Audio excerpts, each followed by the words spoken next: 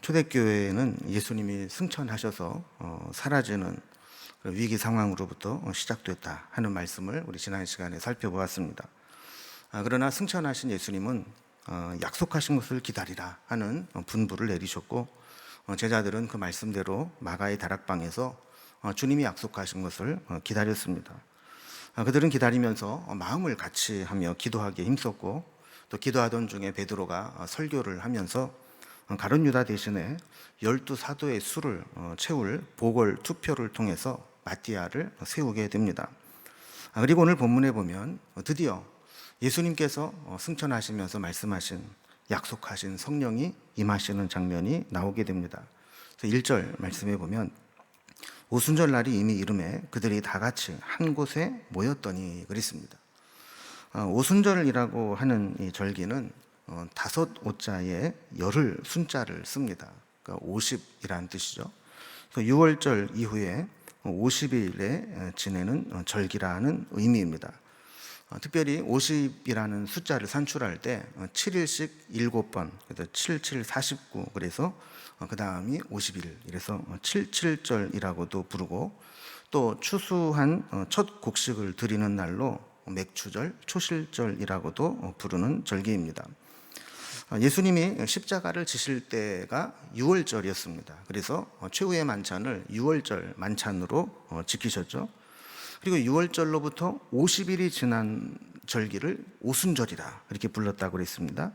자, 그러면 6월절로부터 부활하신 후에 예수님께서 40일 동안을 제자들과 함께 계시다가 승천하셨습니다. 그리고 오순절에 성령이 임했습니다. 그러니까 약 열흘 정도 시간이 그들이 성령을 기다리면서 있었던 시간이라 볼 수 있습니다. 사도들과 또 제자들이 예수님이 부활하신 후에 40일 동안 예수님으로부터 하나님 나라에 대한 설교 말씀을 듣고, 그리고 또 승천하신 후에 열흘 동안 다락방에 모여서 열심히 기도하던 중에 성령이 임하시는 것을 체험하게 된 것입니다. 자, 그들이 기다림을 보면 사실은 기약이 분명하게 정해져 있지 않은 기다림이었습니다. 며칠을 기다리라가 아니라 약속하신 것을 보내줄 테니까 그것을 받을 때까지 떠나지 말고 기다려라 하는 기약 없는 기다림이었죠. 그들에게 한 가지 우리가 먼저 배울 것은, 하나님이 명령하신 것은 기약이 없는 명령이라 할지라도 약속이 임할 때까지 기다릴 수 있는 믿음이 있어야 된다라는 겁니다. 자, 그들이 그렇게 한 곳에 모여서 기다리고 있을 때 오순절날 성령이 임하시는데, 2절에서 4절까지를 보면 성령이 임하시는 사건을 세 가지로 설명하고 있습니다. 먼저 첫째는 하늘로부터 급하고 강한 바람 같은 소리가 있었다 하는 겁니다. 어떤 청각적인 현상으로 우리가 들을 수 있는 그런 아주 거대한 이 바람 소리가 들렸다는 것이죠. 자, 두 번째는 불의 혀처럼 갈라지는 것들이 각 사람 머리 위에 있었다 그럽니다. 시각적인 현상으로 뭔가 성령의 불이 다 갈라져서 각 사람 머리 위에 임하는 것을 보게 되었다 하는 겁니다. 세 번째는 성령이 말하게 하심을 따라 다른 언어로 말하기를 시작했다 그럽니다. 이것은 우리 사람의 내면의 변화로서 뭔가 내 의지와 상관없이 말을 하게 되었다라는 것이죠. 자, 이렇게 세 가지 현상이 일어났는데 이것이 어떤 의미가 있는지를 좀 살펴보겠습니다. 먼저 첫 번째 현상, 급하고 강한 바람 같은 소리가 있었다 그럽니다. 자, 2절 봅니다. 호련히 하늘로부터 급하고 강한 바람 같은 소리가 있어 그들이 앉은 온 집에 가득하며 그랬어요. 여러분, 이게 성령님이 바람과 같이 임했다, 바람으로 임했다 그랬어요. 이 바람을 나타내는 단어는 히브리어로는 루아흐라는 말을 쓰고 헬라어로는 푸뉴마라는 말을 씁니다. 이 두 단어는 다 영, 성령 이렇게 번역할 수도 있고 바람으로도 번역이 가능한 말입니다. 성령이 바람과 같이 임했다 하는 겁니다. 그럼 요한복음 3장에 보면 예수님께서 이 니고데모와 이 대화를 하실 때 바람은 분명히 존재하기는 하는데 눈에는 보이지 않는다 그랬어요. 자, 그런데 눈에 보이지 않는다고 해서 바람이 없는 거냐? 그건 아니라는 거예요. 바람이 지나가고 난 흔적은 우리가 분명히 알 수 있기 때문에 바람 자체가 우리 눈에 보이진 않아도 바람이 지나간 흔적은 알 수 있는 것과 마찬가지로 성령 역시 마찬가지라는 겁니다. 성령님은 영이시기 때문에 우리 육신의 눈으로 볼 수는 없지만 그렇다고 성령님이 안 계시느냐? 그건 아니라는 거예요. 성령님이 임하시고 역사하시는 곳에는 반드시 성령의 임재하심의 표시가, 그 지나간 흔적이 남기 때문이라는 것이죠. 오순절에 임한 이 바람 소리는 하늘에서 임한 하나님의 소리였습니다. 여러분, 그들이 모인 곳은 방 안입니다. 2층 방이라고 그랬죠, 다락방. 그럼 방 안에서는 사실 바람이 이렇게 불어도 큰 바람이 일어날 수가 없습니다. 일부러 부채를 붙이거나 일부러 바람을 만들지 않는 한 방 안에서 바람이 일어난다는 것은 있을 수 없는 일이죠. 자, 그런데 갑자기 하늘로부터 급하고 강하게 내려오는 바람 소리가 들렸습니다. 여러분, 이 바람 소리는 성령의 바람이요, 하나님의 소리였습니다. 마치 하나님께서 우리 인간을 지으실 때 흙으로 사람의 형상을 지으시고 그 코에 생기를 후 불어넣으실 때 이 하나님의 바람, 하나님의 호흡이 그 흙덩어리에 들어가게 될 때 그 흙덩어리에 불과했던 사람의 형상이 사람으로, 생명으로 변화되게 되는, 생명을 주는 하나님의 바람이었습니다. 이 바람은 에스겔 37장에도 나오게 되는데 이 골짜기에 쌓여있는 오래된 말라버린, 이미 백화 현상이 진행된 뼈들이 있는데 거기에 바람이 불고 생기가 불어와서 그 뼈들에게 들어가게 되자 그 뼈들이 서로 연결되고 살이 붙고 핏줄이 생기고 가죽이 입혀지면서 군대를 이루어 살아나게 되는 그런 생기, 그런 바람이 바로 성령의 바람이었습니다. 자, 그 바람이, 하나님의 바람이 오순절날 마가의 다락방 2층 방에 모여있는 사람들에게 임해서 그들의 마음을 흔들고 깨트리신 겁니다. 그 바람이 저들의 속사람 깊은 곳까지 파고 들어간 겁니다. 그 소리가 그 모인 공간을 완전히 지배하고 있고 성령의 바람이, 또 하나님의 생기가 그 모인 곳에 있는 사람들을 완전히 변화시켰다라는 겁니다. 자, 두 번째, 이 성령의 임하시는 현상은 성령의 불로 나타났다는 겁니다. 3절 말씀을 봅니다. 마치 불의 혀처럼 갈라지는 것들이 그들에게 보여 각 사람 위에 하나씩 임하여 있더니 그랬습니다.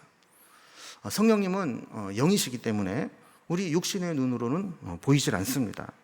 그런데 오순절에 임한 성령의 불은 모든 사람에게 보였다 그랬습니다. 마치 불의 혀 같은 것들이 갈라졌다.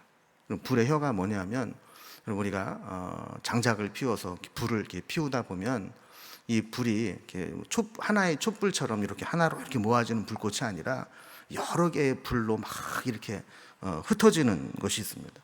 이것이 마치 뱀의 혀가 이렇게 갈라지는 것처럼 이렇게 불꽃이 다 갈라진다라는 거예요. 그런데 그 갈라진 이 불의 조각들이 각 사람 머리 위에 하나씩 다 임하여 있다 그랬어요. 여러분이 성령의 불도 구약 성경에 여러 차례 등장을 했습니다. 출애굽기 3장에 이미 나타났던 불입니다. 모세가 하나님의 산 호렙에서 이 불을 보았습니다. 어느 날 양을 치고 호렙산에 가는데 떨기나무에 불이 붙었습니다. 그런데 가만히 보니까 좀 이상한 것이 분명히 불이 붙어도 타고는 있는데 나무는 불타 없어지지 않고 그대로 있으면서 거기에 불만 붙어 있는 겁니다. 모세가 본 불, 그게 바로 하나님의 불, 성령의 불이었습니다. 이 불은 열왕기상 18장에도 나타났습니다. 엘리야가 갈멜산에서 바알과 아세라 선지자들 850명과 하나님과 그들이 섬기는 바알과 누가 진짜 신이냐를 대결할 때 엘리야가 쌓은 제단에 불로 응답하신 적이 있습니다. 바알의 선지자들은 아침부터 저녁까지 그 주위를 맴돌면서 춤을 추고 소리를 지르고 바리어 이러다가 제사를 지내는데도 그래도 불이 임하지 않으니까 나중에는 막 자해를 하고 또 제사를 지내고 막 더 열정적으로 했지만 응답이 없었어요. 그런데 엘리야는 제단을 12제단을 만듭니다. 그리고 그 제단 주위에 도랑을 파고 거기에 물을 잔뜩 부어서 그 물이 도랑으로 흘러나갈 정도로 그 제물과 제단을 다 물로 적십니다.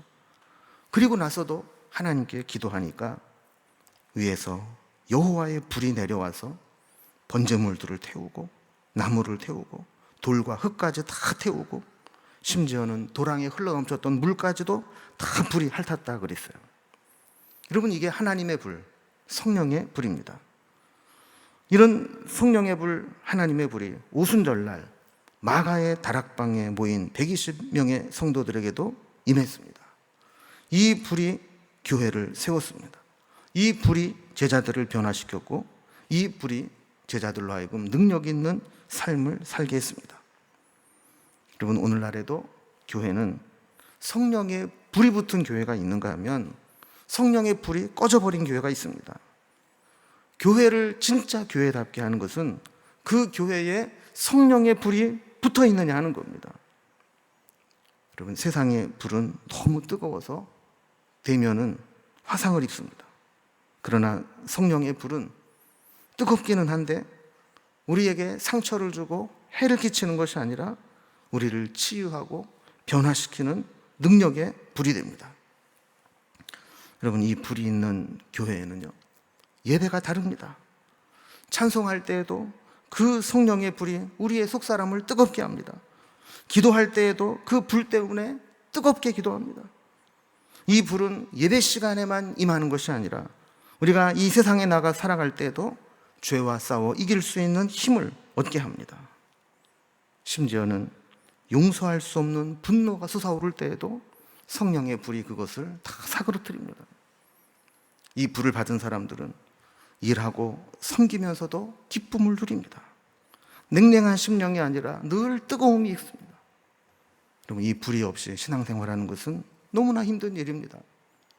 그래서 우리는 이 성령의 불을 받아야 됩니다. 세 번째로, 성령이 임할 때 나타났던 현상은 다른 언어로 말하게 되었다라는 것입니다. 4절에 보면 그들이 다 성령의 충만함을 받고 성령이 말하게 하심을 따라 다른 언어들로 말하기를 시작하니라 그랬습니다. 여러분, 급하고 강한 바람 같은 소리가 있었다고 그랬어요. 불의 혀 같은 것들이 갈라져서 각 사람 위에 머물러 있었다고 그랬어요. 여러분, 이런 것은 다 외적인 현상들입니다. 그곳에 모인 사람들에게 들렸고 보였다는 겁니다. 그런데 이 세 번째 현상은 객관화해서 보고 들은 것이 아니라 그 내면에, 그 사람 속에서 일어난 변화요 현상입니다. 여기 보면 그들이 다 성령의 충만함을 받았다 그래요. 여러분, 충만함을 받았다는 얘기는 그들의 삶 속에 빈자리나 빈틈이 없이 가득 채워졌다라는 거예요. 그래서 내 안에 불필요한 것들이 성령이 들어오심으로 인해서 다 떠나가 버리고 성령께서 내 모든 인격과 생각과 삶을 주관하시게 되었다는 겁니다. 여러분, 우리가 성령 충만하냐 아니냐 이걸 알 수 있는 방법 중에 하나는 성령님이 나를 얼마나 가득 채우고 있느냐는 거예요.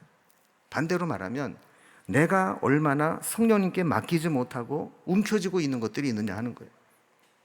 내가 가지고 있는 욕심, 고집, 집념, 내가 놓지 못하고 포기하지 못하고 집착하고 있는 것, 여러분, 이것이 있는 한 그만큼 성령님이 내가 안에 충만하지 못하게 되는 거죠. 이 모든 것들을 다 내려놓고 성령님께 다 맡기게 되는 것, 그것이 성령의 충만함을 받는 겁니다. 자, 그렇게 될 때 그들은 어떤 현상이 일어났는가? 성령이 말하게 하심을 따라서 말하게 되었다라는 거예요. 그럼 사실 우리는 누가 시켜서 말하고 누가 하라는 대로 행동하는 사람들이 아닙니다. 다 자기 생각과 주관을 가지고 내가 하고 싶은 말 하는 거고 내가 하고 싶은 대로 행동하며 살아가는 겁니다. 그러나 성령이 충만하게 되면 내가 하고 싶은 말이라고 다 하지 않습니다. 내가 하고 싶은 거라고 다 행하지 않습니다. 성령님에 의해서 통제를 받습니다. 성령님의 지배하심을 받고 성령님과 하나가 되어서 말하고 행동합니다. 성령의 충만함을 받고 성령의 말하시게 하심을 따라 말하게 되는데 그들이 말하는 것들을 보니까 다른 언어들로 말하기 시작했다 그래요. 그럼 예전 번역에는 다른 방언으로 말하기 시작했다, 이래서 뭔가 오해가 소지가 있었는데, 여기서 말하는 다른 언어는 우리가 흔히 말하는 방언기도 이런 게 아니라 외국어를 의미하는 거예요. 다른 언어, 외국어로 말하게 되었다라는 겁니다.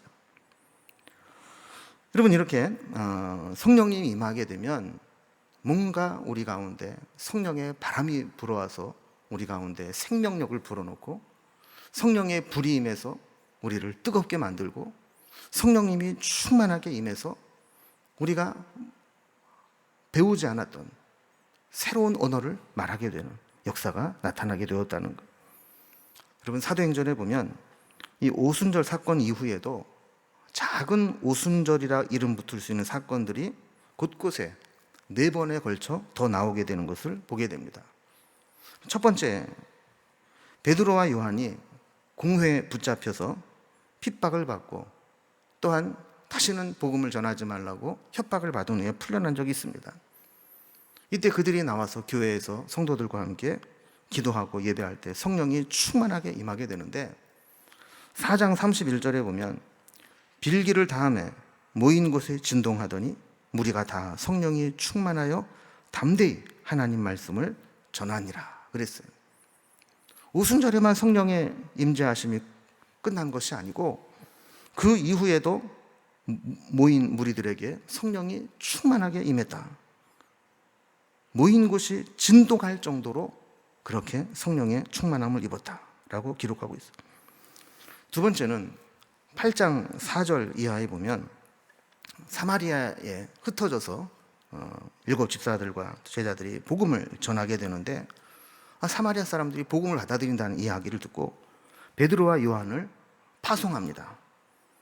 8장 17절에 보면 이에 두 사도가 그들에게 안수함에 성령을 받는지라 그랬어요.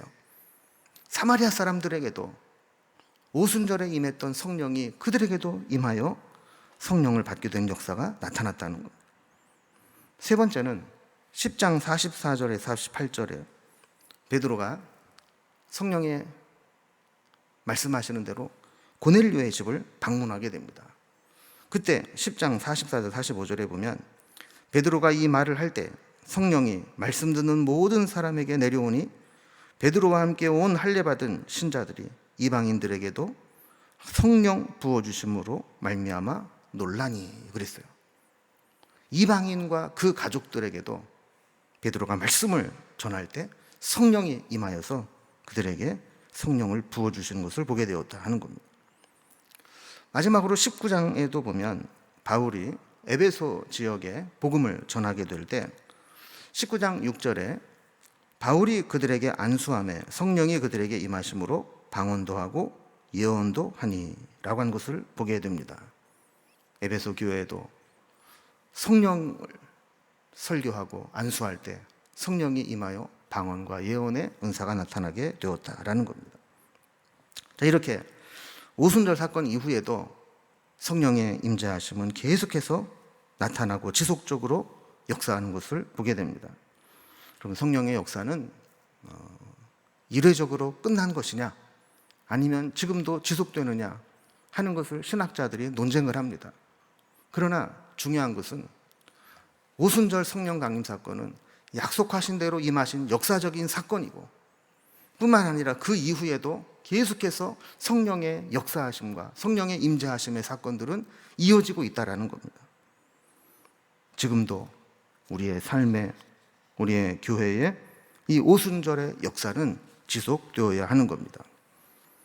자, 5절에 보면 그때의 경건한 유대인들이 천하 각국에서부터 와서 예루살렘에 머물러 있더니 그랬습니다. 그때에는 오순절 성령 강림 사건이 임했을 때를 말하는 겁니다. 자, 그때 어떤 일들이 있었는가? 오순절이라고 하는 절기를 지키기 위해서 전 세계에 흩어져 있었던 유대인들이 절기를 지키기 위해서 예루살렘에 올라와 있었다는 겁니다. 그래서 이 흩어져 있는 유대인들, 디아스포라라고 부르죠. 그리고 이방인 중에서 유대교로 개종한 사람들, 이런 사람들이 절기를 지키기 위해서 예루살렘으로 모여와 있다가 이 신기한 장면을 목격하게 되는 겁니다. 6절에 보면 큰 무리가 모여 각각 자기의 방언으로 제자들이 말하는 것을 듣고 소동하여 그랬습니다. 자, 성령이 임할 때 들린 큰 바람소리, 그리고 성령 받은 제자들이 다른 언어로 말하는 소리를 듣고 세계 각국에서 모여온 사람들이 다 모여온 겁니다. 그리고 그들이 말하는 것을 듣고 소동했다 그럽니다. 7절에 보면 다 놀라 신기하게 여겨 이르되 그랬습니다. 신기하고 놀라워서 어리둥절하고 혼란을 겪었다는 겁니다. 이 당시 디아스포라였던 흩어져 있는 유대인들 중에 상당수는 히브리어를 원활하게 하지 못했다 그럽니다. 그런데 오순절 성령 강림을 경험하고 거리로 뛰쳐나온 사람들이 술에 취한 것과 같이 막 뭐라고 소리를 지르고 다니는데 신기하게도 그 말이 각각 자기네 온 나라의 말들로 들려지게 되었다는 거예요. 그래서 8절에 보면 우리 각 사람이 난 곳 방언으로 듣게 되는 것이 어찌 됨이냐 그랬어요. 그럼 성경은 이 두 가지를 다 이야기합니다. 아까는 제자들이 다른 언어로 이야기를 했다 그리고 또 여기에는 그들의 말로 듣게 되었다 그래요. 그래서 이 방언이라고 하는 것, 다른 언어로 이야기했다라고 하는 것이 제자들이 각각 다른 나라 말들로 한 사람씩 이렇게 한 것인지, 아니면 제자들은 그냥 자기네 유대말로 했는데 듣는 사람이 알아서 통역이 되어서 들린 것인지, 이거는 분명하지 않습니다. 그러나 한 가지 분명한 것은 그들이 말하고 들을 때 저절로 통역이 되어서 각자 자기의 말로 알아듣게 되었다는 겁니다. 성경학자들은 이 사건을 바벨탑 이후에 언어가 혼잡해지고 대화가 통하지 않고 분열되었던 인류가 다시 회복되는 그 사건이 성령 강림 사건이다 그럽니다. 그럼 바벨탑 사건 이후에 그들의 언어를 하나님이 혼잡게 하셨어요. 말이 안 통하고 소통이 안 되니까 그들이 함께 있을 수가 없습니다. 그래서 말이 통하는 사람들끼리 다 사방으로 흩어지게 되었습니다. 그런데 오순절날 사방에 흩어져 있던 사람들이 다 모였는데 갈라지고 혼잡게 된 언어의 장벽을 뛰어넘는, 언어가 회복되는, 복음의 소통이 일어나는 역사가 나타나게 되었다는 거예요. 11절에 보면 저들이 각 나라 언어로 말하는 것이 하나님의 큰 일이었다 그래요. 하나님의 큰 일이 뭡니까? 예수 그리스도를 통해 우리를 구원하신 일입니다. 이보다 더 큰 일이 어디 있겠습니까? 예수 그리스도를 마귀가 유대인들을 충동질해서 로마의 군인을 통해 죽게 했지만 하나님은 그리스도를 다시 살리시고 부활하셔서 우리를 대속하고 구원해 주신 역사를 이루셨다는 것. 이 복음이 오순절 성령 강림 사건을 통해서 거기에 모인 모든 이방인들에게, 흩어져 있는 유대인들에게 다 전해지게 되었다라는 거예요. 9절에서 11절까지를 보면 우리는 바데인과 메대인과 엘람인과 또 메소포타미아, 유대와 갑바도기아, 본도와 아시아, 부르기아와 밤빌리아, 애국과 및 구레네에 가까운 리비아, 여러 지방에 사는 사람들과 로마로부터 온 나그네 곧 유대인과 유대교에 들어온 사람들과 그레데인과 아라비아인들이라. 우리가 다 우리 각 언어로 하나님의 큰 일을 말함을 듣는도다 하고 그랬습니다. 여러분, 이렇게 말로 써놓으면 이게 뭔지를 잘 몰라요. 한번 지도를 한번 보겠습니다. 이 지도를 보면 이 여기에 기록되어 있는 이 지명들이 예루살렘을 중심으로 사방 흩어져 전 세계에 있는 자들을 다 망라한 겁니다. 그들이 전 세계에 흩어져 있던 사람들이 다 모여왔는데 그들이 그 당시 세계관으로는 모든 민족과 모든 나라들을 대표하는, 그 당시에 예루살렘을 중심으로 해서 그들이 교류하고 알 수 있는 모든 전 세계가 다 속해 있는 곳들을 대표하는 곳에서 온 자들입니다. 그럼 지도를 좀 계속해서 좀 보겠습니다. 이 메대와 바사와 엘람과 메소포타미아라고 기록되어 있는 동쪽에 있는 지역은 지금으로 말하면 멀리는 인도까지, 그리고 이라크와 이란이 속해 있는 지역입니다. 자, 그리고 갑바도기아, 본도, 아시아라고 기록되어 있는 곳은 소아시아 지역, 지금의 터키 지역을 말하는 겁니다. 또 부르기아, 밤빌리아는 이 소아시아의 중간 부분과 남부 지역입니다. 또 애국과 리비아는 북아프리카입니다.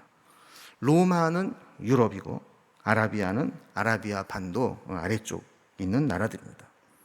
여러분, 이렇게 세계 각국에서부터 와서 성령을 받은 사람들의 놀라운 광경을 보고 그들은 다시 자기가 살고 있는 지역으로 다 돌아가게 됩니다.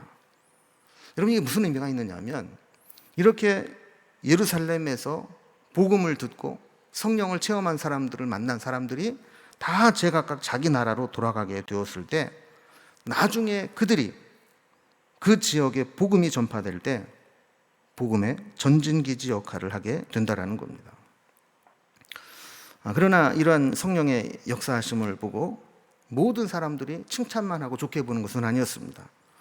그들을 조롱하는 사람들도 있었다라고 이야기를 합니다. 13절에 보면 또 어떤 이들은 조롱하여 이르되 그들이 새 술에 취하였다 하더라 그랬습니다. 믿음이 없는 사람들이 볼 때에는 성령 충만한 사람들이 꼭 술에 취한 사람처럼 보였다라는 겁니다. 그래서 이 사람들이 와서 볼 때 뭔가 이렇게 막 열정적으로 막 성령에 이끌려서 살아가는 모습을 보니까 한편으로는 놀랍기도 하고 신기하게 여기기도 했지만, 어떤 사람들은 야, 저거 좀 너무 심한 거 아니야? 저렇게 믿어야 돼? 막 이렇게 할 정도로 안 좋게 여기고 조롱하는 사람도 있었다는 거예요. 특별히 보면 새술에 취하였다 그랬는데요. 원래 이 새술이라는 말은 원래 의미는 좋은 의미가 아닙니다. 헬라어로 글루쿠스라는 말을 쓰는데, 이 새술이라고 하는 것은 아주 발효가 잘 돼서 맛있게 익은 술이 아니라 지금 발효가 막 되고 있는 미완성의 이 싸구려 술을 의미하는 겁니다. 새술이라고 하는 것은, 술이라고 하는 것이 오래 묵고 또 잘 발효가 되어서 정제된 술이 맛도 있고 좋은 술이라고 하는데, 이 새술이라는 것은 아직 그 단계까지 이르지 않은, 아직 다 술이 무르익지 않은 그냥 값싸게 아직 미완성으로 된 것을 먹는 그런 술이라는 거예요. 그럼 저들이 왜 새술이라고 비유를 했느냐? 저들이 세상에서 그래도 한 자락씩 하고 있는 사람들이 세계 곳곳에서 왔는데, 그 제자들을 보니까, 여러분 우리가 알다시피 제자들의 고향이 대부분 북쪽 갈릴리 시골 아닙니까? 아마 옷을 보아도 뭐 그렇게 세련된 옷은 아니었을 것이고, 그들을 아는 사람들은 그들이 교육 수준도 떨어지고 겉보기에 형편없어 보이니까 저들이 막 하는 것을 보면서, 야, 니들이 보니까 좋은 술 먹을 그런 수준은 아닌 것 같고 이렇게 아직 완성되지 않은 싸구려 술이나 퍼먹고 주정하는 거 아니냐, 이렇게 조롱을 했다라는 거예요. 여러분, 성령에 충만하면 성령 받은 사람은 그 모습을 귀하게 봅니다. 그러나 성령 받지 못한 사람은 오히려 그것을 거북하게 볼 수도 있는 거죠. 오순절날 성령이 임하심으로 그동안 기다려온 성령의 임재가 충만하게 누구에게나 역사되는 성령의 시대가 도래되는 그런 신호탄이 되었습니다. 그 전까지는 성령님이 부분적으로 불완전하게 일부분에게만 임했지만, 이제 오순절을 통해서 성령이 누구에게나 보편적으로 일반적으로 임하는 시대가 되었다는 겁니다. 그런데 여러분, 오늘날 우리가 영적으로 분별을 해보면 오히려 역설적으로 성령의 충만한 시대가 아니라 성령이 고갈되는 시대가 아닌가 싶을 때가 있습니다. 누구나 다 성령을 받고 성령의 능력으로 살 수 있는 시대가 되었지만, 실제로는 성령에 충만해서 술에 취한 것 같이 성령에 취해서 살아가는 사람이 그리 많아 보이지 않는다는 겁니다. 오히려 영적으로 영양실조에 걸린 사람처럼 일주일에 한 번 예배드리면서 겨우겨우 신앙생활을 명맥만 유지하고 사는 사람들이 많아 보입니다. 그래서 신앙생활을 하면서도 뭔가 기쁨이 없고, 말씀을 들어도 큰 감동이 없고, 기도해도 성령의 불이 뜨겁게 우리의 심령을 달구지 못하고, 그저 형식적이고 율법적인 신앙생활, 교회는 왔다 갔다 하는데 여전히 세상적이고 이기적이고 인간적인 모습들이 드러나는 그런 삶, 교회를 10년, 20년, 30년, 50년을 다녀도 별로 변화되지 않는 육적인 그리스도인으로 살아갈 때가 많습니다. 여러분, 우리는 성령에 취해 살든지, 아니면 세상과 술에 취해 살든지, 아니면 아무것도 취하지 않고 맨정신으로 살든지 셋 중에 하나를 선택해야 됩니다. 그런데 여러분, 우리는 어차피 맨정신만으로는 못 삽니다. 어디엔가 취해서 살아가게 됩니다. 어디에 취해 살아가야 될까요? 세상에 취하고 술에 취해 살면 결국 우리 인생은 파괴적인 인생이 되고 맙니다. 여러분, 얼마나 많은 사람이 세상에 취해서 살아가고 있습니까? 지금 이 세상 돌아가는 걸 보면 술에 취한 정도가 아니라 정말 마약에 취한 것 같은, 인간을 아주 파멸로 이끌고 가는 막장 인생 같은 그런 세상이 펼쳐지고 있지 않습니까? 그러나 반대로 성령에 취하고 말씀에 취하면 우리의 인생이 달라집니다. 우리 안에 어두움이 사라지고 하늘의 영광이 임하게 됩니다. 기쁨이 있고 삶의 보람이 있고 영광이 있고 하늘의 상급을 바라보며 살아가게 됩니다. 여러분, 구약 성경에 한나도 기도할 때 얼마나 성령에 취해서 기도를 했는지 엘리 제사장이 볼 때 낮술을 한 게 아니냐, 낮술 먹고 술주정하는 게 아니냐, 이렇게 착각을 할 정도로 그렇게 성령에 취해서 기도했어요. 예레미야도 예레미야 23장 9절에 보면 내 마음이 상하며 내 모든 뼈가 떨리며 내가 취한 사람 같으며 포도주에 잡힌 사람 같으니 이는 여호와와 그의 거룩한 말씀 때문이라. 하나님에 사로잡혀 있고 하나님의 거룩한 말씀에 사로잡혀 있으니까 마치 포도주에 잡힌 사람과 같이 그렇게 살아갈 수밖에 없다라는 겁니다.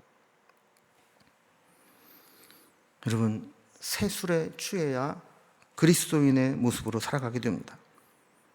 그것을 두려워할 필요가 없습니다. 감리교 창설자인 요한 웨슬레는 원래 미국 선교사로 떠났던 사람입니다. 그런데 미국에서 선교에 실패를 하고 다시 영국으로 돌아오게 됩니다. 그가 탄 배가 체스강 한가운데서 풍랑을 만나서 거의 침몰 위기에 처하게 될 때 웨슬레는 이러다 죽는 게 아닌가 하는 두려움이 몰려오게 되었습니다. 그는 선교사로 파송을 받아 나갔다 오고 있는 중이었지만 아직 개인적으로 구원의 확신과 중생의 체험을 하지 못한 상태였습니다. 그런 가운데서 풍랑을 만나니까 극도의 공포에 사로잡히게 되었는데 함께 배를 타고 있던 한켠에 이 모라비안 선교사님들과 그 가족들은 그 거센 풍랑 가운데서도 함께 찬송을 부르고 기도하고 박수를 치면서 하나님을 바라보고 있는 모습을 보게 됩니다. 웨슬레는 그 모습을 보면서 충격을 받았습니다. 도대체 저들이 믿는 하나님은 어떤 하나님이길래 나는 하나님을 믿는다고 하면서도 이렇게 이 풍랑에도 불안하고 두려워서 견디지 못하는데 저 사람들은 이 풍랑 가운데도 박수를 치고 찬양하고 기도할 수 있을까? 웨슬레는 이후에 런던의 올더스 게이트라는 곳에서 조그만 기도 모임에 참석을 하게 됩니다. 그곳에서 루터의 로마서 강해 설교하는 것을 듣게 됩니다. 믿음으로 말미암아 죄를 용서받고 의롭게 함 받는다는 이 복음의 아주 핵심적인 내용을 말씀을 듣게 되는데 그때 갑자기 그의 마음이 뜨거워지면서 성령의 불이 임하게 됩니다. 웨슬레는 그 마음에 성령의 불이 임하자 기쁨과 소망이 넘치고 그동안 그의 삶 한가운데 무겁게 찍어 누르고 있었던 두려움과 염려가 사라져버리고 말았습니다.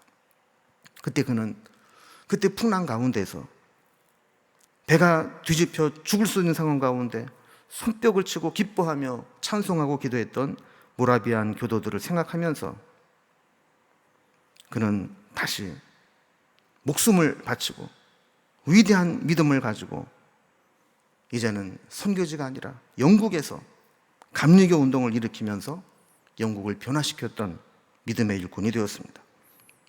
그는 말년에 이렇게 고백합니다. 내가 평생의 복음을 전한 것은 항상 내 마음속에 성령의 불길이 있어서 쉬지 않고 전도할 수 있었다. 여러분, 선교사로 실패했을 때와 영국의 감리교 운동을 일으켰을 때 그 차이가 무엇입니까? 무엇이 그의 인생을 그렇게 다르게 만들었습니까?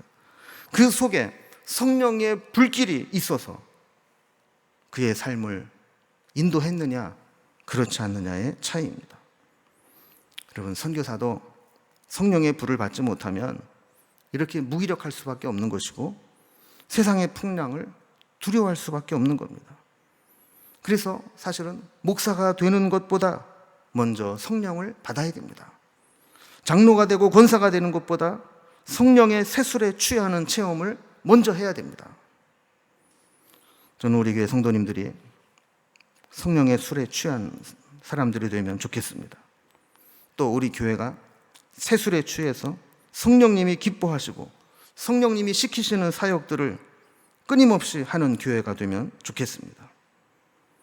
그렇게 될 때 우리의 신앙은 살아나게 될 것이고 주를 위해 일을 해도 일하면서도 기쁨으로 일할 수 있게 됩니다.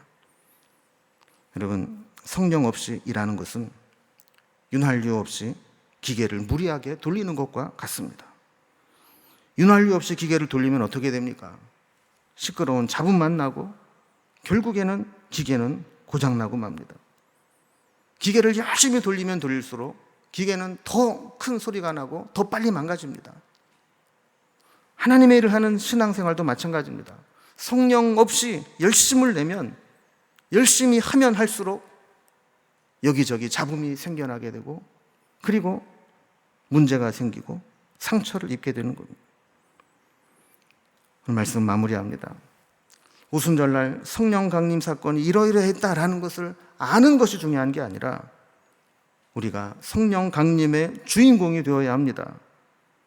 오늘 나 자신이 성령님의 세술에 취해 있는지, 아니면 너무 맨정신으로 나만 살아남아서 내 생각과 내 주관과 내 고집으로만 살아가고 있는지, 아니면 세상과 세상의 술에 취해 살아가고 있는지 한번 우리의 모습을 돌아보면서 오늘 말씀과 같이 성령의 술에 취한, 성령의 이끌림을 받는, 성령의 충만한 성령의 사람들이 되기를 주님의 이름으로 기원합니다. 기도하겠습니다.